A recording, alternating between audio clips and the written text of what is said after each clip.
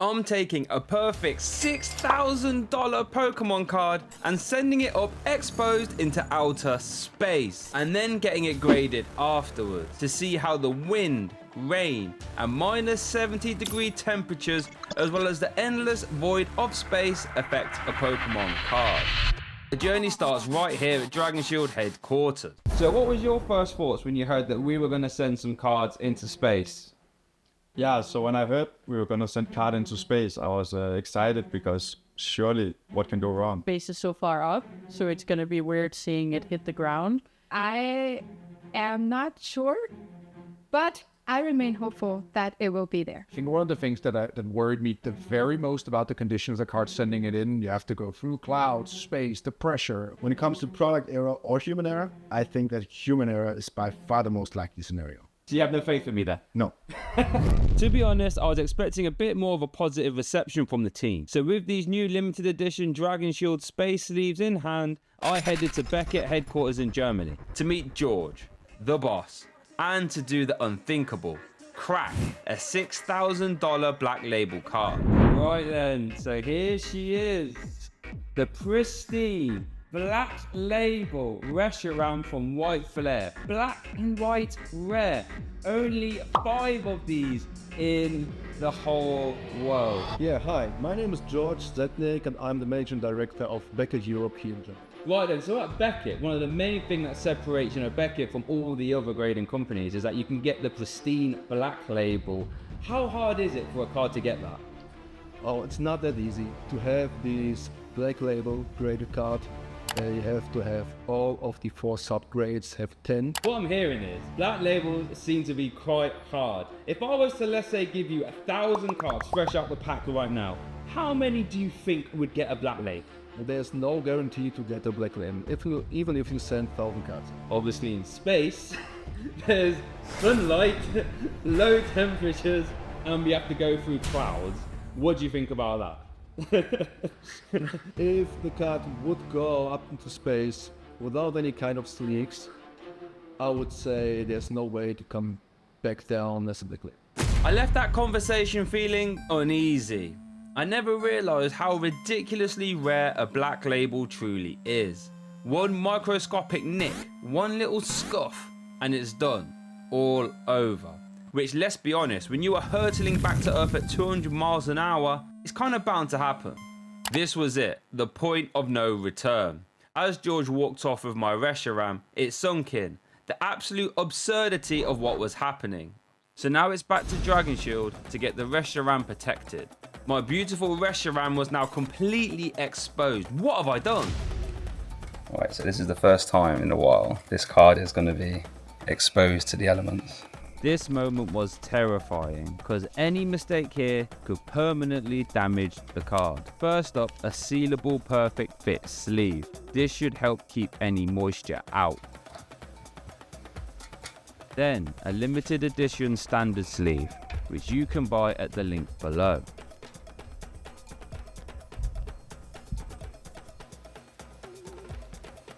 Then for good luck, an outer sleeve as well.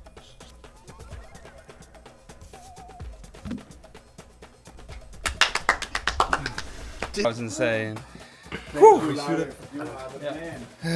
Packed it up carefully in this briefcase, which, trust me, wasn't leaving my side, and headed for Sheffield, England. Next stop, outer space. This is sent into space. The world's experts in sending stuff into space and getting it back again in one piece. And this is going to be the first time I see the custom rig they had built for our Reshiram card. As fun as this moment was though, it was now time to hook the Reshiram into the craft. And once we do that, there is no turning back. My name is Dr. Chris Rose and I'm Head of Projects at Ascent into Space. And we are T-minus 22 hours from launching an epic Pokemon card into space. So we'll be sending our Pokemon card into one of the harshest environments imaginable. Temperatures low as -70°C, pressures approaching 0. Our re-entry speeds into the Earth's atmosphere are going to be aggressive. And this Pokemon card will be coming to Earth with a bump. So we need to make sure that it's protected not just against the elements of space, but against the re-entry into the Earth's atmosphere and ultimate landing on the ground. So we're confident that we will get this car to altitude. We're confident that we will recover that item again. But the question stands, will we be able to recover an intact, fully graded card that has not been compromised by the incredible journey that we send it on? That's down to our Dragon Shield protective case. That question can only be answered tomorrow when our recovery team gets their hands on that craft when it returns to Earth. So this was it. Once we hooked the card into the rig, there was no turning back.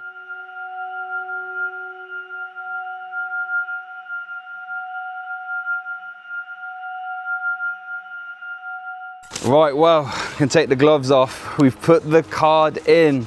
The pressure has been lifted. The card is no longer my responsibility, but now I almost feel a little bit more nervous because it's out of my hands. The next time we see it, the card's going up. It's gonna be a long night of sleep. I'm probably not even gonna be able to sleep, tell a lie.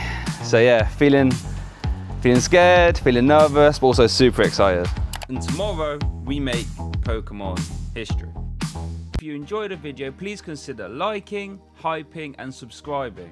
My next goal is 50,000 subscribers, and I would love for you to be a part of this journey as well.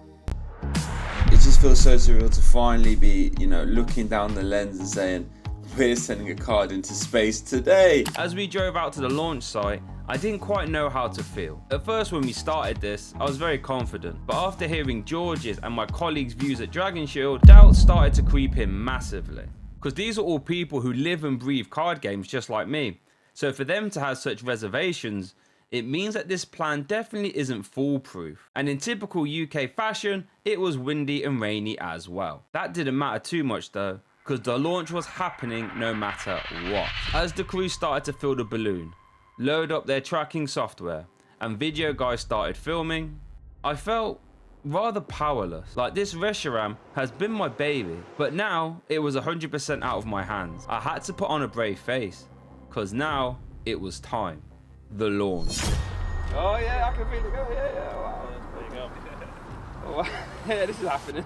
This is actually happening. It is just my hand stopping this Pokemon card from going into space. This is an absolutely ridiculous thing to be saying out loud, but yeah, this is the situation I've somehow found myself in. So 3, 2, 1.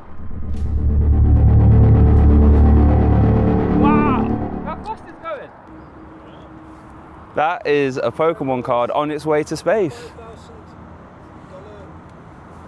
That's insane. We're sending a Pokemon card into space.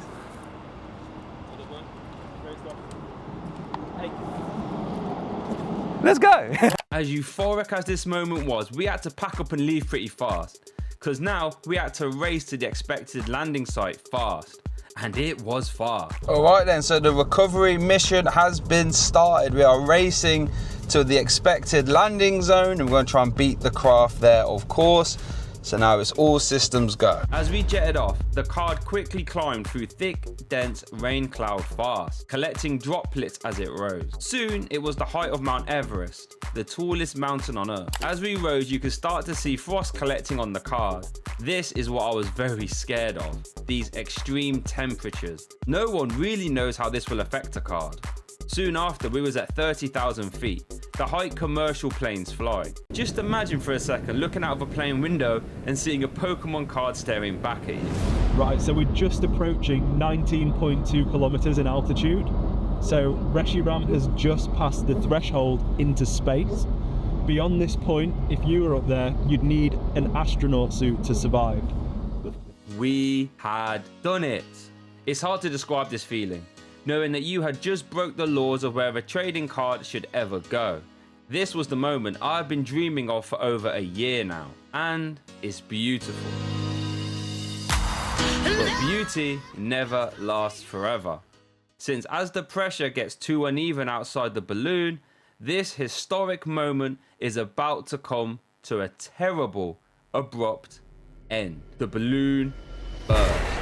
This is the moment I'd been dreading. Until the parachute deploys, the craft is literally plummeting back to Earth at 200 miles per hour. That's pretty much as fast as F1 cars go, through ice, clouds, and rain again, but this time at breakneck speeds. A lot faster than what we can manage driving down on Earth. And even if the parachute opens successfully, there's no guarantee that it will land safely. Because if it lands in a tree, a fence or a river, it is over. But it's okay, we have the onboard tracker. We'll find it easily, right? Well, about that. Since the card was up there much longer than expected, the onboard batteries actually died.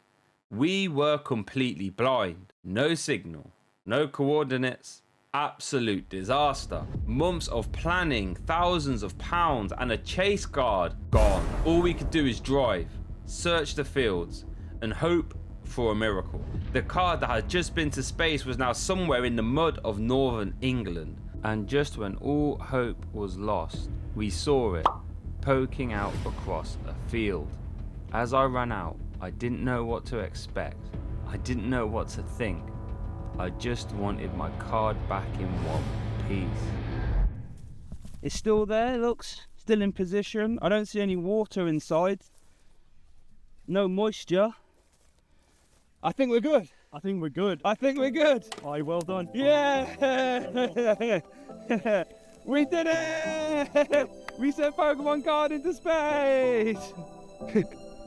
As much relief as I felt in this moment though, there was no time to rest, because it was straight back to Beckett, Germany for the regrade. Safety first. Yep. And here she is. Wow. The first card which has been in space. So let it grade it. Let's get it graded.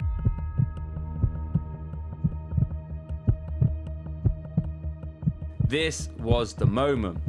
Had we made Pokemon history? Or had I just ruined a perfectly good $6,000 black label for no reason? Shay, card is back. It's back! What is it? The black label. Yeah, man.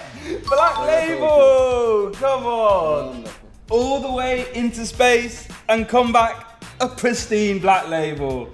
Oh, we did it! We did it! You see, this card is now going to help others in need, because I'm lucky enough to have my life changed by Pokemon.